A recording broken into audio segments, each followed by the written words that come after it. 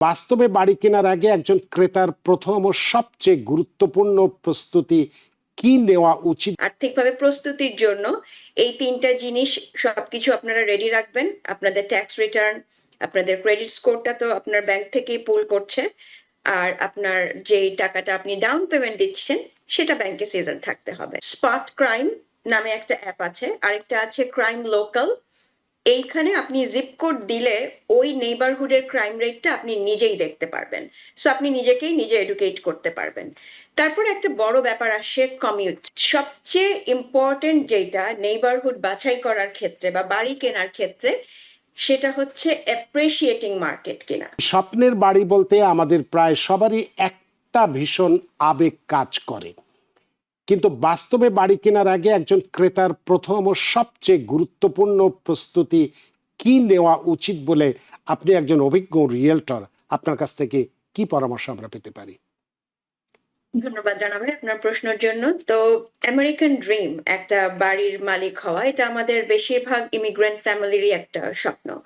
তো যেহেতু এটা অনেক বড় একটা পারচেজ, বেশিরভাগ মানুষের ক্ষেত্রেই লাইফের সবচেয়ে বড় ইনভেস্টমেন্ট হচ্ছে একটা বাড়ি কেনা।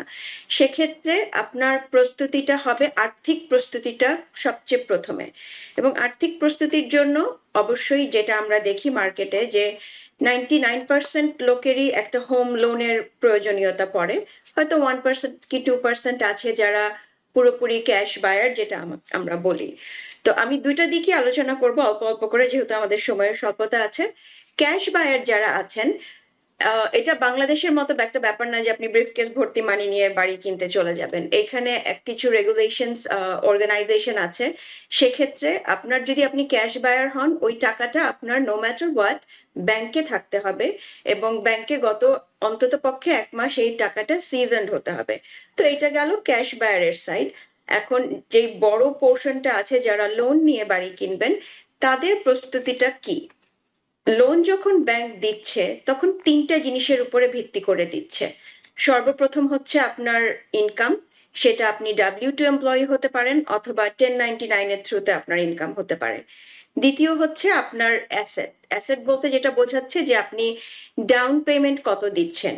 সেটা প্রোগ্রামের উপরে ভিত্তি করে 5% হতে পারে, 20% হতে পারে, বা আপনার হয়তো তার চেয়ে বেশিও থাকতে পারে। যেই রুলটা আমি আগে বলেছি, যে যেই টাকাটা আপনি ডাউন পেমেন্ট এবং ক্লোজিং এর জন্য ইউজ করবেন, সেটা অবশ্যই ব্যাংকে সিজনড হতে হবে। এইটা খুবই ইম্পর্টেন্ট। আপনার হঠাৎ করে ক্যাশ নিয়ে এসে, সেটা ইভেন যদি ৫,০০০ও হয়, অল্প কিছু পোর্শনও হয়, সেটাও আপনাকে সোর্সিং দেখাতে হবে এবং ব্যাংকে সিজন দেখাতে হবে। কিছু কিছু লোক আছে যারা বলে যে আমরা গিফট মানি অ্যাপ্লাই করব বাড়ি কেনার ক্ষেত্রে ডাউন পেমেন্ট বা ক্লোজিং কস্টের জন্য। গিফট মানিটাও আপনার যেই ডোনার আপনাকে টাকাটা দিচ্ছে অ্যাজ আ গিফট, সেই অ্যামাউন্টটা তার ব্যাংকে সিজন থাকতে হবে। তার মানে গত ২ মাস ওই পরিমাণ টাকাটা তার ব্যাংকে থাকতে হবে। এবং ফাইনালি আরেকটা যেই জিনিসটা দেখা হয় আপনাকে লোন দেওয়ার জন্য, সেটা হচ্ছে credit score. Credit score bank সাধারণত প্রেফার করে বেটার ক্রেডিট স্কোর, যেটাতে আপনার ইন্টারেস্ট রেটটা বেটার হবে। সেটা হচ্ছে আপনার ৭৪০ এন্ড হাই, যত হাই তত ভালো। আর এমনিতে নিম্নে আপনার ৫৮০ থেকে ৬২০ ক্রেডিট স্কোর পর্যন্ত আপনি লোন অ্যাপ্রুভ হন। কিন্তু একটু ঝুঁকি থেকে যায়, সেটা হচ্ছে যাদের ক্রেডিট স্কোরটা কম, তাদের ইন্টারেস্ট রেটটা হয়তো একটু হাই হতে পারে। তো আর্থিক সুবিধার জন্য, আপনারা আর্থিকভাবে প্রস্তুতির জন্য এই ৩টা জিনিস সবকিছু আপনারা রেডি রাখবেন। আপনাদের ট্যাক্স রিটার্ন, আপনাদের ক্রেডিট স্কোরটা তো আপনার ব্যাংক থেকেই পুল করছে, আর আপনার যেই টাকাটা আপনি ডাউন পেমেন্ট দিচ্ছেন সেটা ব্যাংকে সিজন থাকতে হবে। আপনি খুব সুন্দর করে বলেছেন যে আমরা যদি বাড়ি কিনতে চাই তাহলে আমার প্রস্তুতিটা কি থাকতে হবে। প্রথম প্রস্তুতির কথা বললেন, তো বাড়ি প্রস্তুতি হয়তো আমি নিচ্ছি, কিন্তু লোকেশন একটা ব্যাপার আছে, পছন্দের জায়গার একটা বিষয় আছে। তো সেক্ষেত্রে আপনার কাছে একটু জানতে চাইবো যে এই যে বাড়ি কেনার আগে লোকেশন নির্বাচন, এবং সেই লোকেশন নির্বাচনের মধ্যে স্কুল ডিস্ট্রিক্ট, কারণ আমার ভবিষ্যৎ প্রজন্ম যারা থাকবে তাদের ভালো পড়াশোনার বিষয়টি আমাকে দেখতে হবে। ক্রাইম রেট কেমন আছে, কারণ আমেরিকা বললেই তো আর আমরা বুঝি না যেটা একদম স্বর্গ হয়ে আছে, তা তো নয়, এখানেও অপরাধ আছে, কম বেশি থাকুক কম থাকুক। তাহলে সেক্ষেত্রে ক্রাইম রেট কেমন, ভবিষ্যতের ডেভেলপমেন্ট, অর্থাৎ আমি যেখানে কিনবো সেটা পরবর্তীতে কি ধরনের উন্নতি হতে পারে, এই বিষয়গুলি বাড়ি কেনার ক্ষেত্রে কেন সবচেয়ে বেশি প্রভাব ফেলে, কিংবা বাড়ির ভবিষ্যৎ মূল্যের উপর বিষয়টিকে কেন এত জোর দেওয়া হয়, আপনার এই দীর্ঘদিনের, এই রিয়েলটর হিসেবে দীর্ঘদিনের অভিজ্ঞতার আলোকে এই বিষয়টি আপনার কাছে জানতে চাই। ধন্যবাদ রানা ভাই। আমার কাছে যখন কোনো বায়ার আসে তখন আমি পার্সোনালি অনেক স্ট্রাকচার ওয়েতে কাজ করতে পছন্দ করি। একজন বায়ার আসলে ১ম যেই জিনিসটা আমি আপনার সাথে এইমাত্র শেয়ার করলাম যে ফাইন্যান্সিয়াল রেডিনেস, আর্থিকভাবে কতটুকু উনি তৈরি, ওইটা আগে মেজার করা হচ্ছে। ২য় জায়গায় যাওয়া হচ্ছে যে যেই ফ্যামিলিটা আসছে বা যে কাপল আসছে, অনেক বেশিরভাগ ক্ষেত্রে দেখা যায় যে নিউ হোম ওনার যারা হতে চাচ্ছেন, first time home buyer, new কাপলও আছেন। তো উনাদের কাছ থেকে আমি ১ম উনাদের নিড অ্যান্ড ওয়ান্টটা শুনতে চাই। যে উনারা কোথায় থাকতে চাচ্ছে, কি প্রেফার করছে, ক্রাইটেরিয়াস গুলো কি? যেমন যদি ওইটা ফ্যামিলি হয়ে থাকে তাহলে তাদের কাছে স্কুল ডিস্ট্রিক্টটা ইম্পোর্টেন্ট।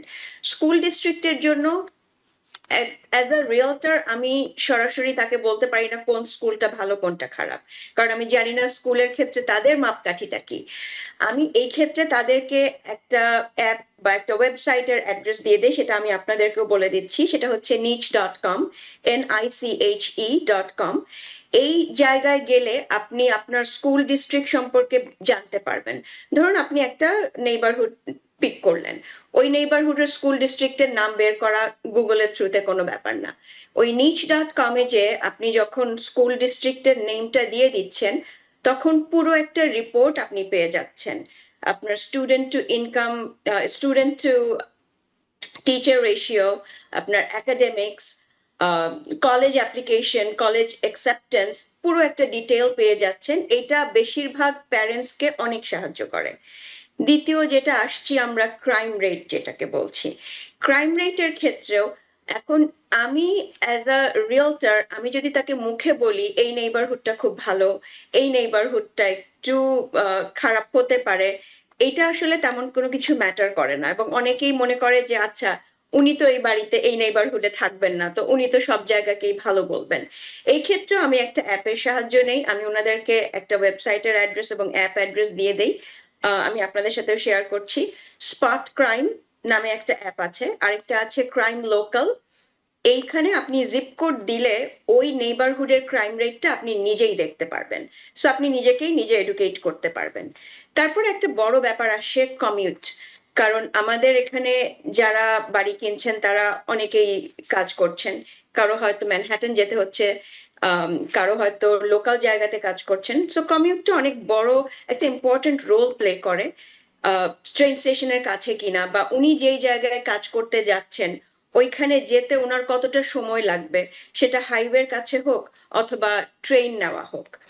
তারপর আসে যদি বয়স্ক কেউ বাড়ি কেনেন, তার কাছে কিন্তু স্কুল ডিস্ট্রিক্টটা ইম্পর্টেন্ট না, তার কাছে কমিউটটা ইম্পর্টেন্ট, হসপিটাল আশেপাশে আছে কিনা সেটা ইম্পর্টেন্ট। সবচেয়ে ইম্পর্টেন্ট যেটা নেইবারহুড বাছাই করার ক্ষেত্রে বা বাড়ি কেনার ক্ষেত্রে, সেটা হচ্ছে অ্যাপ্রিসিয়েটিং মার্কেট কিনা।